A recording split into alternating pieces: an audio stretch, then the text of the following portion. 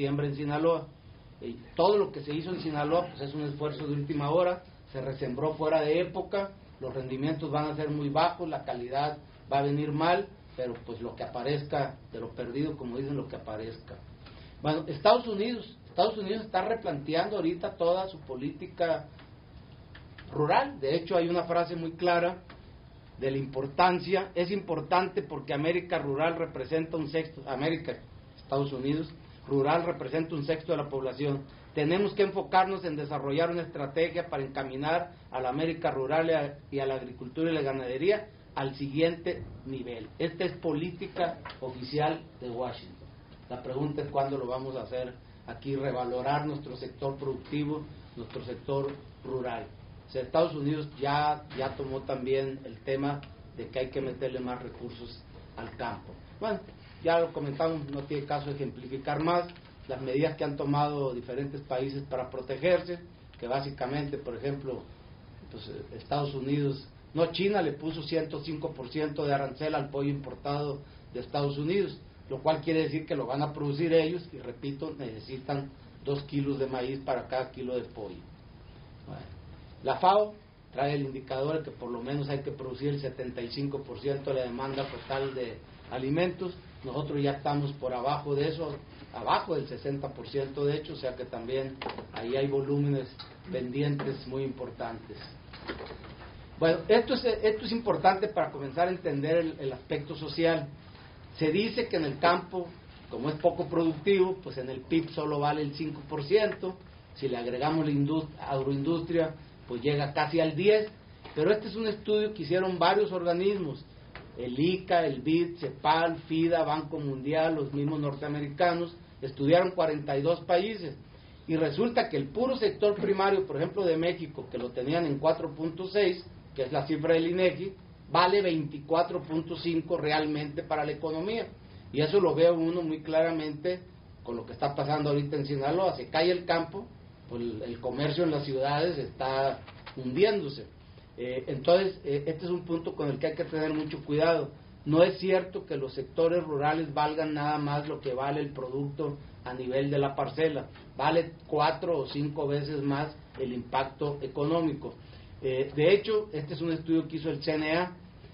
Si uno quita, por ejemplo, uno dice Puebla, bueno, si quitamos el municipio de Puebla, el resto de Puebla prácticamente depende del campo. Si quitamos el municipio de Monterrey y los conurbados, pues hasta Nuevo León depende del campo. Igual uno se quita Hermosillo, pues todo Sonora depende de su agricultura, y así sucesivamente. Entonces resulta pues que en los municipios que sí son de impacto alto o medio por el sector agropecuario, vive el 65% de los mexicanos, aunque se diga que es la cuarta parte la que está en zonas rurales. Y uno lo puede ver aquí en el Estado de México, porque eso de que para ser rural hay que estar abajo de 2.500 habitantes, no es cierto. El Estado de México está lleno de poblaciones de 15.000 hasta 20.000 habitantes que viven auténticamente del campo, y que incluso tienen el campo adentro, porque los establos, los puercos, todo sigue adentro de esas poblaciones. Y esto también está muy ligado al tema de la pobreza. Hicimos también esto es del Banco Mundial. El Banco Mundial también, después de estudiar 42 países, lo que dice es muy sencillo. Si tu PIB crece 1% y ese 1% viene del campo, el impacto en los deciles más bajos de ingreso es 2,5 veces favorable. Si el 1% viene de la industria o los servicios, no se logra ese impacto favorable en los deciles más bajos, razón por la cual también es importante apostarle al sector productivo del campo. La misma OECD, esto lo mandaron a hacer muy rápido. ¿Qué puede reducir la pobreza rápidamente? Estudiaron 25 países. La agricultura en el país es 52%, las remesas 30%, es lo que más cuenta para el sector rural, pero invertir en agricultura impacta la pobreza más pronto y con mayor fuerza, incluso que el envío de remesas, que en el caso de México son muy importantes. Otras cosas, ahora que está las crisis por las que hemos pasado, el año de 2009, el único sector que creció fue el sector primario, todos los demás cayeron, y Todavía ahorita en 2010 el que crecía más era el sector primario. Y otro factor importante es que es un sector que es contracíclico. Aún en las crisis muy fuertes, el campo por lo menos se mantiene o cae menos que los otros sectores. Esta parte de los mitos sobre el campo me los voy a saltar para ahorrarme la discusión con el sector hacendario, porque aquí se tocan temas como que el campo recibe muchos subsidios. Bueno, simplemente para darles un dato, en la Unión Europea, como lo miden, es el total de las transferencias que la sociedad le hace al campo, no nomás lo que le da el gobierno, lo que puede ser sobre precios que pagan los consumidores, etcétera. En México todo eso vale 14% del ingreso del productor. En la OECD, en la Unión Europea, del 29 al 32%. Y en Estados Unidos también anda como por el 28%. Entonces, pues, si quiere uno discutir esos temas, el famoso tema del IVA, la mayor parte de los países del mundo y del OECD en particular tienen IVA cero en alimentos. Tampoco es cierto que metiendo el IVA a todos los alimentos se va a recaudar mucho, tiene que ver mucho con la eficiencia del sistema tributario. E incluso en el CNE hemos estado de acuerdo en que puede haber un IVA alimentos, pero muy moderado. Nos dicen que no, porque no se puede administrar. Bueno, yo creo que ya así con los sistemas de cómputo y demás que hay, no pueden manejar 2 o 3 tasas de IVA, pues mejor que lo dejen. El tema de que el sector agropecuario es cerrado y proteccionista, bueno, pues ahorita estamos abiertos a 50 países, pero nos quieren poner a Brasil al mismo nivel que México, cuando Brasil pues es la superpotencia más grande en el tema agropecuario. Bueno, frente a este panorama, pues viene la pregunta, bueno, ¿y qué vamos a hacer o qué podemos hacer? Antonio estuvo también en una mesa en la Feria del Libro, que promovió Rolando, y ahí nos echó al ruedo, pero ahí la pregunta era ¿quién nos va a alimentar? Que es un poco el tema de todo esto.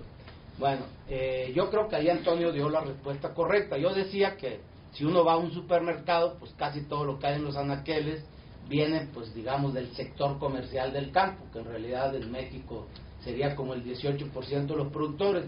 Pero cada vez más se está dando el fenómeno, incluso promovido, debo decirle, me consta por algunas cadenas, de incorporar a productores de otro nivel a que estén directamente surtiendo ese tipo de tiendas, aunque sus prácticas de pago no son las mejores.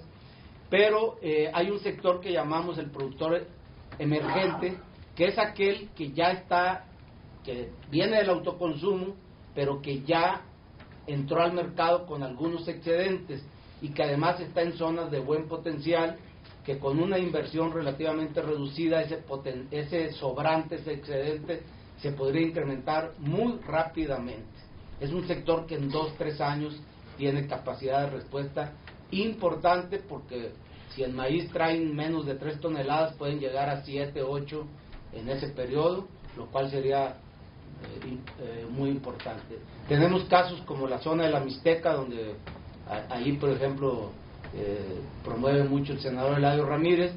Ahí el productor generalmente es de 1 hectárea.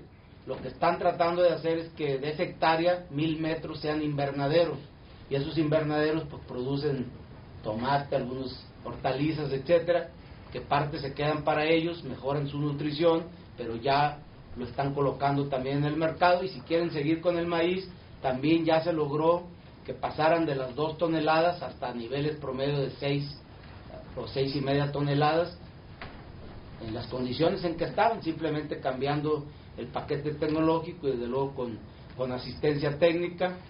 Atrás de eso pues está la investigación, que debería de ser un tema. En general hay un tema muy importante. Yo sí estaría de acuerdo en que el tema de los subsidios se revisara en relación a la forma de otorgarlos. Aquí se comentaba algo antes de iniciar del programa Oportunidades. El efecto de que vayan directo al bolsillo, a final de cuentas, no es muy benéfico. El productor se acostumbra a estarlo recibiendo y no invierte parte de eso. Nunca le pusieron la obligación de invertir algo. Simplemente, si del Procampo, que ya lleva casi 15 años ese programa, si hubiera puesto la obligación de te doy el Procampo, pero 20% es para mejoras parcelarias, pues ahí habría un capital ya de $2.500 millones adicionales en el campo. Y está el tema de los llamados bienes públicos, que es la discusión actual. El problema es cómo le hacen para retirar los subsidios a los que ya se acostumbró el productor o la gente pobre, e invertir en bienes públicos, que serían desde luego infraestructura, investigación, innovación, asistencia técnica, etcétera, temas que sí deberían, bajo cualquier perspectiva, aún manteniendo el otro tipo de subsidios, el gobierno sí debería invertir más en los llamados bienes públicos que benefician a toda una región, enfoque que por cierto sigue Brasil desde hace muchos años. Hace 5 años pude entrevistar al entonces ministro de Agricultura y nada más le pedí que me contestara una pregunta, que cómo eran los apoyos en Brasil, y la respuesta fue, desde luego, dispénseme aquí la CNC, los productores muy pequeños los atiende Reforma Agraria, con un enfoque que ahorita voy a comentar. El ministro de Agricultura recibe proyectos de 5,000 hectáreas conjuntas, uniformadas, sin cercas, etcétera, si es para vegetales o frutas, y 50,000 hectáreas si es de grano. Si no, no habla. Vamos a hablar de un proyecto de 50,000 hectáreas, que en Brasil hay personas que lo tienen en lo individual. ¿En qué consiste el apoyo del gobierno? Te electrifico, te pongo caminos, te hago pozos, etcétera, pero no les dan el dinero. O sea, tu proyecto lo voy a fortalecer, pero tráeme 50,000 hectáreas uniformes, donde yo pueda trabajar, mecanizar, sembrar incluso con sembradoras ligadas a satélite o desde avión, etcétera, etcétera. Y en el caso del muy pequeño productor, hay mucha investigación en Brasil, tienen el organismo que se llama Embrapa, para diseñarles paquetes. O sea, es como volver a la idea, quizás no de la milpa mexicana, pero sí del huerto familiar. O sea, un pequeño productor puede mejorar mucho su alimentación y hasta vender algo, pero se necesitan paquetes diseñados para cada región. No puede ser. Brasil se ha dado el lujo. Yo pensé durante mucho tiempo que mucho de la agricultura brasileña era deforestar el Amazonas. Lo han hecho en parte, pero no, el gran éxito está, ellos tienen un territorio que se llama el Cerrado, el Certado. Eso es una sabana enorme de millones de hectáreas. No se sembraba, no servía, porque los suelos eran sumamente ácidos. Hicieron un plan durante 20 años, les tomó 20 años, cada año le inyectaban 25, 30 millones de cal a esos suelos, hasta que los volvieron del pH adecuado, y ahora allí es donde se está haciendo la soya de Brasil, etcétera, etcétera.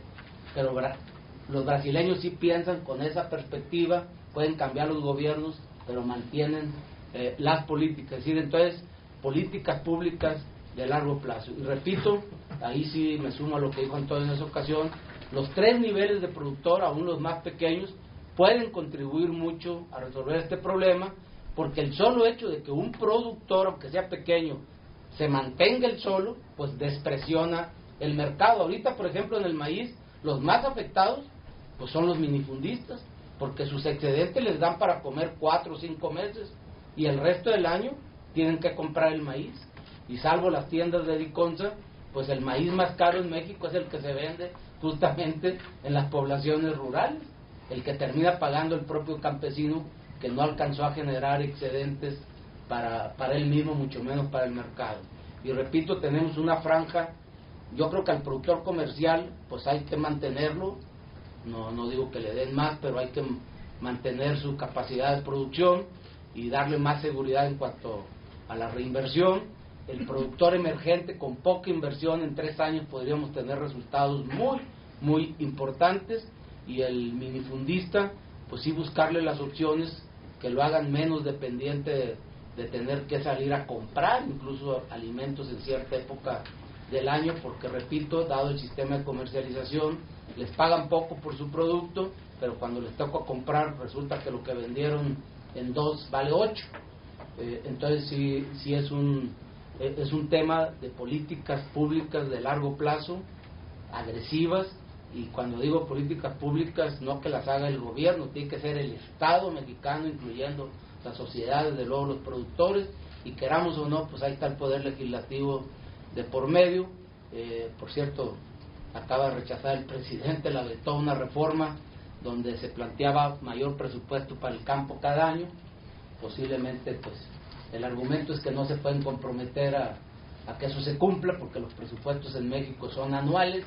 Si hay un sector que debería tener proyectos y presupuestos multianuales, pues es el agropecuario, porque ese tipo de transformaciones que se requieren, pues no las vamos a lograr con cambios de reglas cada año, ¿no? Aquí ha habido casos recientes donde se estimuló mucho la siembra de algodón en Chihuahua. Entró una persona a poner un despepite de algodón, cortaron el apoyo a la mitad del ciclo y el despepite no arrancó, ¿no? Ahorita se está volviendo a sembrar algodón en Chihuahua porque el precio internacional se fue a las nubes, pues se vuelve atractivo por sí solo, pero cuando es inducido por el Estado y a la mitad del ciclo cortan el apoyo, pues le va mal al productor, le va mal al que invirtió en la agroindustria, etcétera. Y hay muchos otros temas que se podrían plantear. Creemos que parte del problema sí está en la comercialización, porque ya el consumidor exige marcas, exige calidad, inocuidad, etcétera, y es muy difícil que, por ejemplo, que cada productor de mango en el país quiera tener su marca, etcétera. Creo que las marcas deberían de agruparse o deberían de vincularse a las cadenas ya establecidas.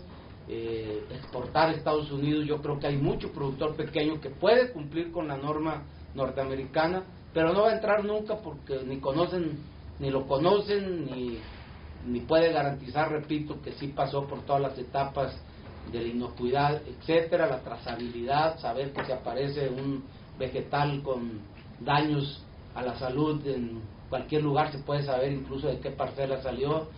Todo ese tipo de temas exigen una gran modernización institucional, de organización, de capacitación, que pues sí creemos que el Estado mexicano debería entrar fuerte en ese terreno, pero desde luego junto con los productores y también pues obviamente con las organizaciones.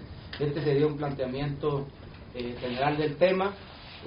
Creemos que este tipo de situaciones se van a repetir, los vamos a vivir por lo menos 3 años, eso bajo el supuesto de que con los nuevos precios de los alimentos, el atractivo que eso significa, ya si la banca no le entra a financiar con estos precios y demás, obviamente ahora el seguro se va a volver, se tiene que ir al 100% dado el tipo de fenómenos del cambio climático. El seguro es caro porque pues el riesgo es real, pero también es un tema que debe de atenderse sustancialmente, de la mejor manera. Aquí para información de don David Ibarra, él sabe la historia. Ya el PAN pidió que no quiere más banpescas ni más ban rurales, así que ahorita está la discusión sobre la banca de desarrollo. Entonces bueno, pues es cuestión de enfoques, pero el campo, yo no digo que no soy de la opinión de volver al pasado, a una CONASUPO, etcétera, pero indudablemente el campo sufrió un debilitamiento institucional. Si uno ve cuál era el nivel de crédito en 94 cuando firmamos el Tratado de Libre Comercio, pues era el más alto de la historia. ¿Qué hicimos después? Bajar el crédito, bajar la inversión pública, ir desmantelando instituciones, que repito, no soy de la opinión de regresar a esas, pero tenía que haber otro tipo de mecanismos que nunca se terminaron de crear, nos quedamos a medias en muchas cosas. Vaya, ni siquiera todavía al momento no son creíbles las cifras que se generan oficialmente sobre las cosechas en México. Hace poco, ahora que pasó lo de Sinaloa, literalmente un alto funcionario me dijo que traían perdidas 4 a 5 millones de toneladas. Pero esa fue la frase, traemos perdidas. Le digo, ¿cómo que perdidas? Pues sí, es que nuestro estimado era de tantas toneladas. Y le dije, mira, con todo respeto, es como 4 o 5 millones de toneladas de maíz, necesitas cientos de bodegas, entonces no se te pueden perder. Yo creo que mi tesis original es la correcta, nunca han existido, simplemente, pues bueno, yo trabajé también en el gobierno, soy testigo de cómo don Paco Medino elevó la producción, pero en el papel soy testigo de cómo todos los delegados de la Secretaría de Agricultura son aspirantes a presidentes municipales, a diputados, etcétera. Les mandan un formato, nadie va a decir que produce menos. Por ejemplo, nosotros hemos hecho cálculos de lo que dice Chiapas que produce, o lo que dice Agricultura que se produce en Chiapas, pues ojalá, porque significaría que cada habitante de ese estado tendría que comerse unos 200 kilos de tortilla al año para que más o menos cuadraran las cifras, y pues bueno, nosotros ya estaríamos muy interesados en que hubiera ese tamaño de mercado, pero son cifras que no existen.